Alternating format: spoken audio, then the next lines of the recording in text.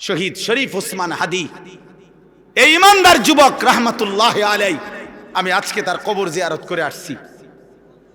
তো এই ইমানদার যুবক, আমার মাটির এই সাহসী সন্তান, এই ইমানদার যুবক প্রমাণ করেছে একই সাথে ঈমান এবং দেশপ্রেম একসাথ করে শুক্রবার জুমার নামাজ পড়ে গুলিবিদ্ধ হয়ে মহান আল্লাহর কাছে নিজেকে পেশ করছে। আল্লাহ বলছে, হাদি, তোর প্রতি ফোঁটা রক্তের বিনিময়ে আমি লক্ষ কোটি মানুষের চোখের পানি ঝরায়া দিলাম। সে 5 ওয়াক্ত নামাজ পড়তো, সে ফজরের নামাজ পড়তো, প্রতিদিন ফজরের নামাজ পড়তো। সে আল্লাহর কোরআনের হাফেজ ছিল।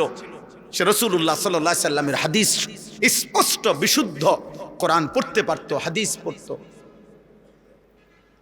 তার বাবা আলেম ছিলেন, তার মা পর্দানশীল, তার স্ত্রী পর্দানশীল। সে নিজে মাদ্রাসায় পড়ুয়া ছাত্র ছিল।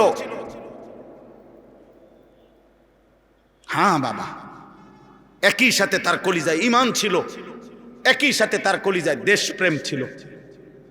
জমিনের মাটির প্রশ্নে, স্বাধীনতা, সার্বভৌমত্ব, আজাদির প্রশ্নে সে একাই বলছিল যে যদি দেশের একটা মানুষও যদি না বলে, তারপরেও ভারতীয় আধিপত্যবাদের বিরুদ্ধে আমি হাদি একাই বলে যাব, প্রয়োজন আমার জমিনের 1 ইঞ্চি কাউকে নিতে দেব না।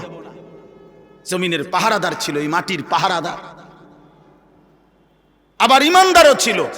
এই জন্য দোস্ত, রাজনীতি আরো অনেকে আগেও করছে, এখনো করবে, কিন্তু এই পরিমাণ মানুষের চোখের পানি অঝরে ঝরানো, এটা কঠিন, এটা কঠিন, এটা কঠিন। আজকেও আমি যখন দেখছি, তখনও দেখছি যে জিয়ারত করতেছে সাধারণ মানুষ, যেই দেখলাম যে সব কাঁদতেছে,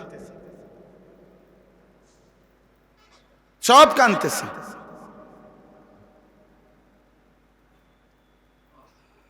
এজন্য কিশোর ভাই, যুবক, নওজোয়ান, মরলে এমন মরাই মইর। কত হাফেজ, কত আলেম, কত মুফতি, কত মুহাদ্দিস, কত পীর, কত বুজুর্গ, কত আউলিয়া, কত হাফেজে কোরআন, কত 90 বছরের বুড়া মানুষ, 4 বছরের বাচ্চা মানুষ, সবাই চোখ দিয়ে আল্লাহ তার জন্য পানি ঝরাইছে। প্রতিটা চোখের পানি তার জন্য দোয়া না? কথা বলেন না কেন? প্রতি ফোঁটা চোখের পানি তার জন্য দোয়া না? তাইলে এমন একটা মরণ তুমি মরো, যে মরণে দেশ কাঁদবে, মাটি কাঁদবে, যে মরণে কোটি মানুষের চোখের পানি ঝরবে। ঈমান এবং দেশপ্রেম একসাথ করছে, সে একসাথ করেছে। মাতৃভূমির প্রতিও তার অগাধ ভালোবাসা ছিল। ঈমানের প্রশ্ন, সে আল্লাহ তাআলার আনুগত্যশীল বান্দা ছিল। আলহামদুলিল্লাহ, আল্লাহ তার কবরকে নূরে নূরে মুনাব্বার করে দেন। আল্লাহ তাআলা আমার ওসমান হাদি রাহমাতুল্লাহ আলাইহি এই সন্তানের প্রতি ফোঁটা রক্তের বিনিময়ে আল্লাহ লাখো কোটি যুবক তৈরি করে দেন। এবং এটা হবে ইনশাআল্লাহ, এটা হবে, এটাই হবে ইনশাআল্লাহ। কারো চোখ রাঙ্গানি, কারো ষড়যন্ত্র, কারো কোনো কিছুতেই আমার মাটির ইমানদার যুবককে 1 ইঞ্চি আজাদি, আমার কাটা তার, আমার সীমান্তের 1 ইঞ্চি মাটি ইনশাআল্লাহ পার্শ্ববর্তী বেঈমান নিতে পারবে না ইনশাআল্লাহ। এটাই সত্য, কোনো সন্দেহ নাই। মনে রাখো যুবক, তুমি প্রয়োজনে লড়বে না, কিন্তু ইমানদার যুবক লড়বে, তুমি দেখো। এজন্য তোমরা, আমি অনুরোধ করছি, কিশোর যুবক ছেলেরা, নারী দেখতে দেখতে, ছবি দেখতে দেখতে, উলঙ্গ দৃশ্য দেখতে দেখতে, আরে বেটা, চটপটি খাইতে খাইতে 8 ঘন্টা শেষ করিস না বেটা। একটা চটপটি খাইছে বেটা, বন্ধুদের সাথে আড্ডা দিছে 8 ঘন্টা। এই 8 ঘন্টা কি করছে অপদার্থ বলতে পারবে না কি করছে। কিরে ভাই, কি করছে ততক্ষণ? আড্ডা দিছি। আর কি আড্ডা দিছ? আড্ডা দিছি, নারী দেখছি, মোবাইলে ছবি দেখছি, তার ফাঁসাত লাথি দিছি, তার শার্ট টাইনা ধরছে, তারে ঘুষি দিয়া লাইছে, ওই তোর চুল ধরে টান মারছে। কি রে এরম করস? আমরা ফ্রেন্ড, তো ফ্রেন্ডে বুঝি আরেক ফ্রেন্ডরে লাথি দেয়। তো দুইটাই তো অপদার্থ ফ্রেন্ড, দুটাই তো প্লাস্টিক। এটা কোন ধরনের ফ্রেন্ড হইল? একটা আরেকটা লাথি দাও, ফালতু কোথাকার। তাহলে বলেন মিয়া, জীবন মানে শুধু দুনিয়া উপভোগ করা। আখিরাতের ফিকির কে করবে? কবরের ফিকির কে করবে? পরকালের ফিকির করবে কে? এই জন্য আমি আপনাদের কাছে বলি, আমার মূল বক্তব্য এটা, আমাদের কোরআন সুন্নাহ ইসলাম, আমাদের নবীর মেহনত, ওলামায়ে কেরামের মেহনত, এই ওয়াজ, এই মাহফিল, এই জুমার বয়ান, এই সমস্ত আয়োজনের মূল মাকসাদ আখিরাতের আয়োজন। কিসের আয়োজন বলেন না? আল্লাহ তাআলা দুনিয়াকে তুচ্ছ করে ধরছে, বলছে লাহবুন, তামাশা তামাশা। সাহাবাদেরকে বলছে, সাহাবারা হালাল ব্যবসার মাল কিনতে গেছে, আল্লাহ বলছে তামসাদ গেলাকা। অথচ আসলে কি তামসা এটা? কিন্তু আল্লাহ তাআলা সাহাবাদেরকে বলছে যে তামসাদ গেলা কেন খুতবা ছেড়ে? দুনিয়াকে আল্লাহ বলছে তামাশা। নবী সাল্লাল্লাহু আলাইহি ওয়াসাল্লাম বলছেন, একদিন নবীজি সাল্লাল্লাহু আলাইহি ওয়াসাল্লাম একটা কান কাটা মরা ছাগল, কান কাটা মরা ছাগল সাহাবাদেরকে দেখাইয়া বলছে, তোমরা কেউ আমার থেকে 1 দিরহাম 1 টাকা মূল্যে এই কান কাটা মরা ছাগলটি কিনবা? তো সাহাবারা বলছে লা নাখুযু হাযা বিদিরহামিন, ইয়া রাসূলুল্লাহ 1 টাকা মূল্যেও, মানে 1 দিরহাম মূল্যেও আমরা এটা কিনবো না। এটা কিত্তাম কিনবো? এটা তো কান কাটা মরা, এটা দিয়ে আমি করবো কি? আল্লাহর নবী সাল্লাল্লাহু আলাইহি ওয়াসাল্লাম বলেন, মুসলিম শরীফের হাদিস, নবীজি বলেন, ফাওয়াল্লাহি লাদ দুনিয়া আহওয়ানু ইনদাল্লাহ মিন হাযা আলাইকুম। আল্লাহর কসম সাহাবীরা, এই কান কাটা মরা ছাগল তোমাদের কাছে যতটা নিকৃষ্ট, খোদার কসম আল্লাহর কাছে দুনিয়াটা তার চাইতে বেশি নিকৃষ্ট। এটা মালিকের কাছে কিছুই না, কিছুই না, কিছুই না, কিছুই না।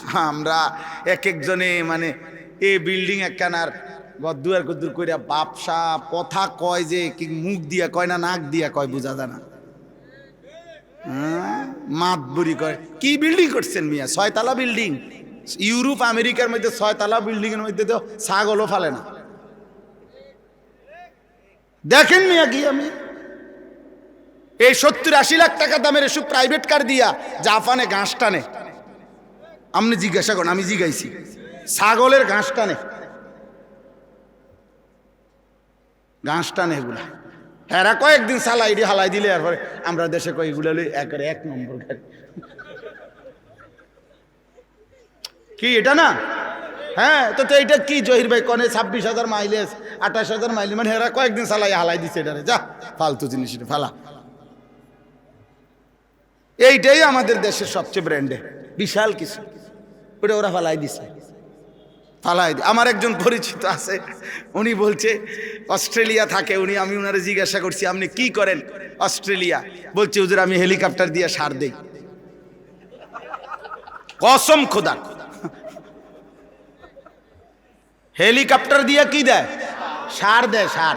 মানে কোম্পানির সবজি প্রজেক্ট এত শত একর, হ্যাঁ এগুলো কোনো 8টা সার দিব এই সিস্টেম না, অটো দিয়ে দিলে হইতো না, সিএনজি দিয়ে দেওয়া যায় না, এগুলো হেলিকপ্টার দিয়ে সার দেয়। আমাদের বাংলাদেশে হেলিকপ্টার দিয়ে সার দিব কোন বছর? এই 12 তারিখের পরে। এই দোয়া করেন, 12 তারিখ নির্বাচন না, 12ই ফেব্রুয়ারি, 13-14 তারিখের দিকে ইনশাল্লাহ প্রত্যেকের ঘরে ঘরে হেলিকপ্টার পয়সা যাবে সার দেওয়ার জন্য। যেই বিবৃতি চলতেছে এক একজনের, সুবহানাল্লাহ, কি হয় বলা যায় না, কি হয়। শেষ পর্যন্ত আমরা যার যার দেশে থাকতে পারি কিনা, নাকি সকলেই একবারে বেডিং টেডিং নিয়ে চাঁদের দেশে বা মঙ্গল গ্রহে চলে যায় কিনা, সম্ভাবনা আছে। যেই আশ্বাস দিতেছে সবাই, মাশাআল্লাহ, আশা করা যায়, আশা করা যায় হয়তো চাঁদে বা মঙ্গলে আমরা গদ্দুয়ার করতে পারবো, আশা করি। ব্যাপক উন্নতি হয়ে যাব দেশে, অনেক কিছু হইব, হ্যাঁ হ্যাঁ ইনশাআল্লাহ। তাইলে দুনিয়া তো বেঈমান আমাদের চাইতে বেশি ভোগ করছে। আমি বুঝাইতে চাচ্ছি এটা, ওরা তো হেলিকপ্টার দিয়ে সার দেয় আর আমরা তো এখনো অটোতে চলি। দুনিয়া হবে না বাপ, দুনিয়া নিয়ে তামাশা করলে মোমেন হবে না। ইমানদার দুনিয়া না, ইমানদারের আখিরাত। ওয়ালাদ-দারুল আখিরাতু খায়রুল লিল্লাযিনা ইয়াত্তাকুন আফালা তাকিলুন। আল্লাহ বলেন আখিরাতের ঘর জান্নাত মুত্তাকিদের জন্য, সেটাই উত্তম, তোমরা কি বুঝবে না? আল্লাহ বুঝে। কুল আউনাব্বিউকুম বিখাইরিম মিন যালিকুম, আল্লাহ বলেন নারীর সৌন্দর্য, সন্তানাদির আকর্ষণ, সম্পদের আকর্ষণ, জন্তু জানোয়ারের আকর্ষণ, ক্ষেত ফসলের আকর্ষণ, এগুলো সব আমি দিছি। আমি জুইয়িনা, আমি দিছি বান্দা, আমি দিছি।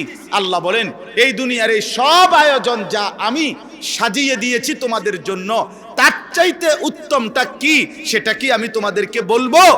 আল্লাহ নিজে বলতেছে, কুল আউনাব্বিউকুম, আমি কি বলবো তোমাদেরকে? তো আল্লাহ নিজেই বলেন, লিল্লাযীনা তাকাউ ইনদা রাব্বিহিম, তোমরা যারা যারা আমি আল্লাহকে ভয় করে আমার উপরে তাকওয়া রেখে গুনাহ ছেড়ে দিয়ে আখিরাতে আসবা, জান্নাতুন তাজরি মিন তাহতিহাল আনহার খালিদিনা ফিহা, অনন্তকালের জান্নাত আমি আল্লাহ তোমাদের হাতে তুলে দেব। আর জান্নাতের এক কোণা, জান্নাতের এক নিয়ামত, খোদার কসম তোমার দুনিয়া লক্ষ কোটি বারের চাইতেও অনেক উত্তম, অনেক উত্তম, অনেক উত্তম। আপনি যদি বলেন আপনার সন্দেহ হয়, ঠিক আছে, আপনার সন্দেহ নিয়ে থাকেন আপনি, আমার ইয়াকিন হয়। আপনি যদি টেলিভিশনের খবর আপনার এতটা বিশ্বাস হয়, চ্যানেলের খবর আপনার এতটা বিশ্বাস হয়, বিজ্ঞান বইয়ের পড়া আপনার এত বিশ্বাস হয়, পদার্থ বিজ্ঞানের পড়া আপনার এত বিশ্বাস হয়, জীববিজ্ঞানের পড়া আপনার এত বিশ্বাস হয়, দুনিয়ার বাংলা অঙ্ক ইংরেজি বইয়ের পড়া আপনার এত বিশ্বাস হয়, এত বড় কায়নাতের মালিক আসমানওয়ালা রব, তার কথা আমার বিশ্বাস হবে না কেন? কেন হবে না বিশ্বাস? কেন হবে না? হ্যাঁ বলেন, যুক্তি কি বলে, ইনসাফ কি বলে? কোরআনের কথা বিশ্বাস হবে না কোন যুক্তিতে? কেন? কারণটা কি? আপনার কাছে কি কারণ আছে বলেন, যে কারণে আপনি আস্থা রাখতে পারতেছেন না? রাসূলুল্লাহ সাল্লাল্লাহু আলাইহি সাল্লামের কথার উপরে আপনার আস্থা হচ্ছে না কেন বলেন? আমার শায়েখ আল্লামা মুফতি মুশতাকুন নবী কাসিমি হুজুর অনেক সময় এটা বলে, জিকিরের কথা, আল্লাহর জিকির বলতে বলতে ওয়াজে হুজুর অনেক সময় আবেগে জোশ উঠলে হুজুরে বলে যে, হে আল্লাহর বান্দারা, শ্রোতাদেরকে বলে যে দেখেন, আমি আপনাদেরকে এতক্ষণ বললাম যে আল্লাহকে ডাকেন, আল্লাহকে ডাকেন, আল্লাহকে ডাকেন, যদি আপনারা কেউ না ডাকেন শেষ পর্যন্ত আমি মুশতাকুন নবী কসম করে বললাম আমি আল্লাহকে ডাকবই ডাকবই। ঠিক তেমনি ভাবে আপনারা হাজারবার প্রত্যাখ্যান করেন, নওজোয়ান ভাই তুমি আল্লাহকে ছেড়ে দাও, বাকি মনে রাখো যাকে ছেড়ে দিছো ও চিরেই তুমি তার কাছেই যেতে হবে। হ্যাঁ, নিশ্চিত, নিশ্চিত, কোনো সন্দেহ। আল্লাহ আমাদেরকে তৌফিক দান করেন, আল্লাহ আমাদেরকে কবুল করে নেন। শেষ আমার ওয়াজ, আমার মূল বক্তব্যের কথাই, আপনার কাছে, আমার কাছে, কিশোর ভাই, যুবক ভাই, বয়স্ক বাবা,